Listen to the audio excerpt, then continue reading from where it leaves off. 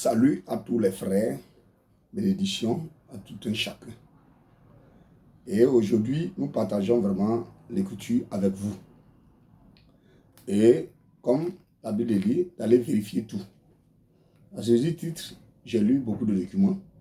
Et cette fois-ci aussi, j'ai lu un peu le Coran. Et vraiment, je suis vraiment heureux. Heureux parce que le livre révèle beaucoup de choses. Oui, le Coran révèle beaucoup de choses en ce qui concerne les chrétiens. C'est juste titre. Je vais partager mon expérience avec vous.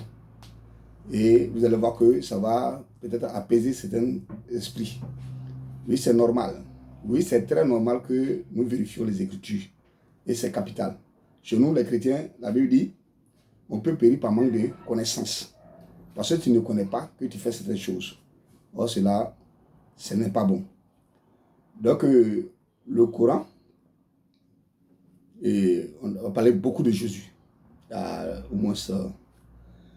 On appelle Issa dans le Coran. Et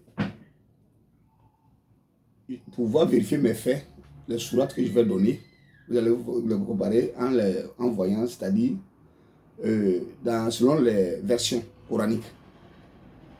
Les versets se décalent de 1 à 5. Font des décalages selon les versions et les sourates.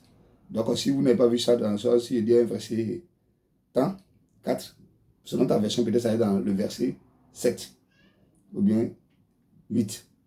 Donc tu peux vérifier. Et dans le Coran, le nom de Jésus est apparu 37 fois. 11 fois en tant qu'envoyé de Dieu et 26 fois en tant que fils de Marie. Donc ça suppose que Jésus est beaucoup dans le Coran. Donc il est notre prophète et le prophète aussi des musulmans, selon le Coran.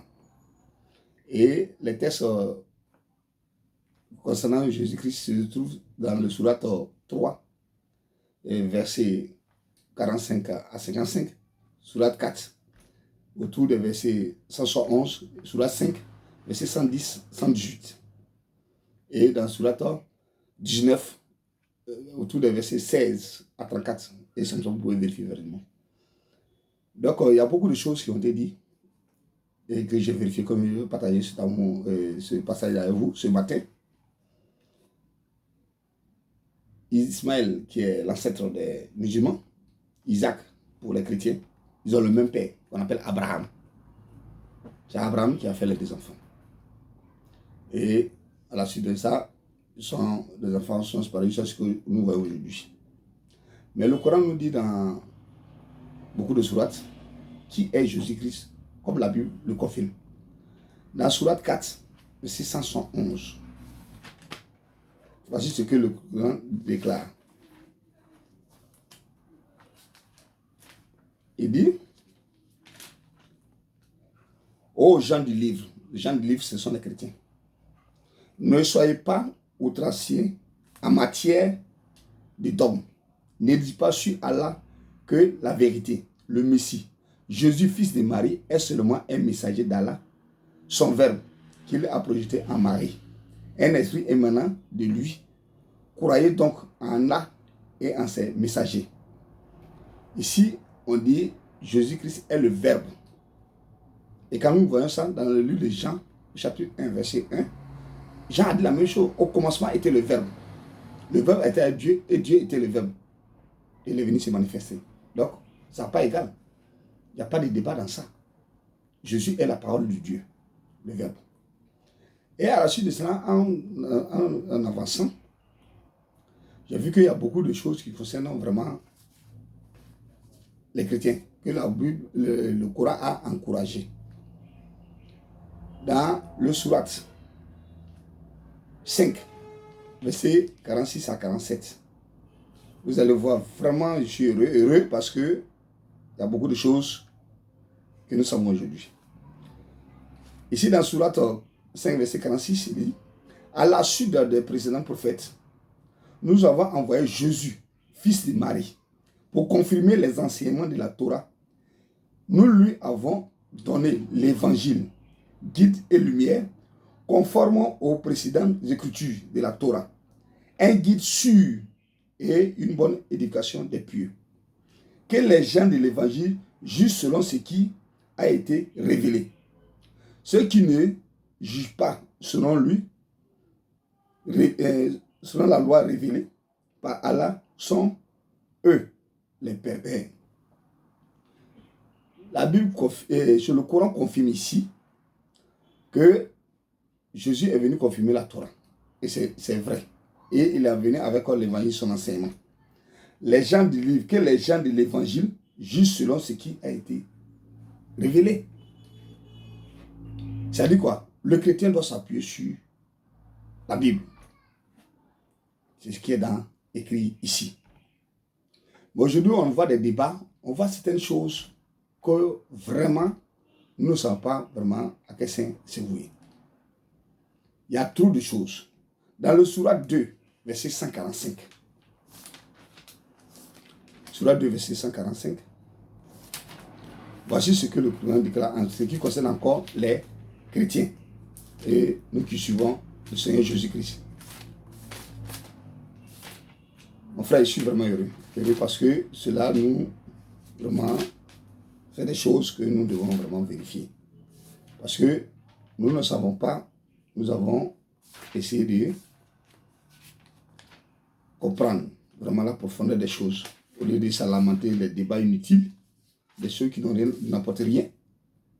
Et c'est parce que nous ignorons des choses qu'on enseigne des comportements. Surat 2, 145. Donc, ici, il nous dit clairement que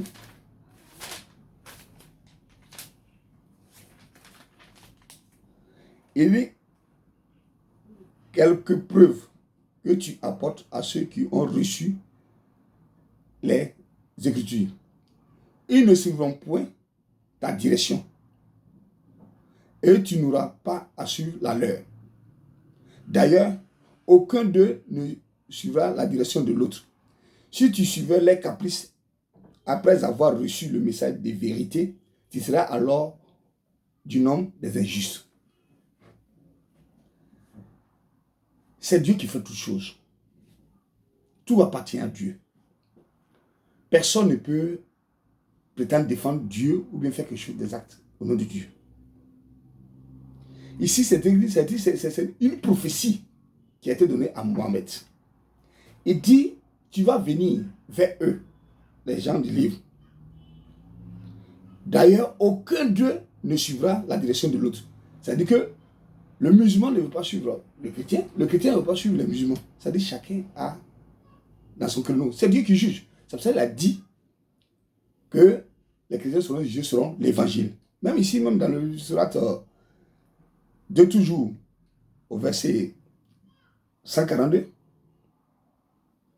il dit ici que l'Orient et l'Occident appartiennent à Allah. Il dirige qui il veut vers le droit chemin. Dieu dirige qui il veut vers le droit chemin. Tout appartient à Dieu. Mais pourquoi nous nous lamentons, nous nous battons pour que cela soit vraiment sous l'emprise de l'autre? C'est moi qui suis dans la vérité, c'est moi qui fais. Et puis on a des débats inutiles. Nous sommes tous des frères. Je vous ai dit ici que Abraham a eu les deux enfants, Ismaël et Isaac. Et c'est tout ce que nous voyons maintenant. Regardez dans le Surat 5, verset 68. Ce que le Coran déclare ici, en ce qui concerne, vraiment, je suis heureux. Heureux parce qu'il y a beaucoup de choses que le Coran attribue aux chrétiens, mais nous ne le savons pas. Il dit, dans le Surat 5, verset 68, il dit, dis aux gens du livre, c'est-à-dire, dis aux chrétiens, votre œuvre ne reposera sur rien tant que vous n'aurez pas mis en pratique les enseignements de la Torah. Tant que les chrétiens, le judaïsme, ils ne vont pas s'appuyer sur la Torah, c'est le livre de Moïse, vous n'êtes rien. Sur l'évangile et tout ce qui a été révélé par le Seigneur. Vous voyez, ne vous inquiétez point pour le lendemain. Dieu est au contrôle de toutes choses. C'est pour cela que quand tu vois même un féticheur, laisse-le. Quand tu vois un marabout, laisse-le. Quand tu vois que laisse-le, prêche la parole, la vérité que toi-même tu connais. Si c'est Dieu qui va le toucher, il va changer. On ne force à rien à quelque chose. Et tous ceux qui essaient de blaguer les gens par donner des cadeaux, parce que si tu viens, tu vas voir ça. Ça arrive où?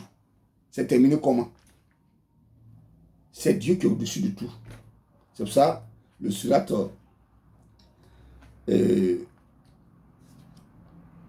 je venais de lire tout à l'heure, le verset 542, lisez ça très bien aussi. C'est Dieu qui fait tout, qui dirige qui il veut vers le droit chemin. Donc, tout a été dit, et tout est dit. Et vraiment, il revient encore sur le 68. Il dit, dis aux gens du livre, votre œuvre ne reposera sur rien tant que vous n'aurez pas mis en pratique les enseignements de la Torah, de l'évangile et tout ce qui a été révélé par le Seigneur. D'accord? Frère, je vous demande vraiment de vérifier les Écritures. Il y a beaucoup de similitudes entre le Coran et la Bible. Donc, il ne faudrait pas qu'on fasse. On va en douceur vers un frère, on lui explique comment il se doit. S'il a accepté, c'est Dieu qui juge. Quand nous venons sur la terre, on ne sait pas qui nous a dirigés ici. On est venu comme ça, on s'est trouvé dans un peuple. Et chacun à sa manière. Donc, vraiment, shalom, tous les frères, apaisons-nous. Plus de débats inutiles, plus de choses. Prenez ces versets, montrez ça aux frères musulmans. Et les frères musulmans aussi, c'est des gens qui montrent les choses. Et chacun suit ce chemin. Et Dieu fera le reste. Que Dieu vous bénisse. Que sa parole soit avec tout un chacun.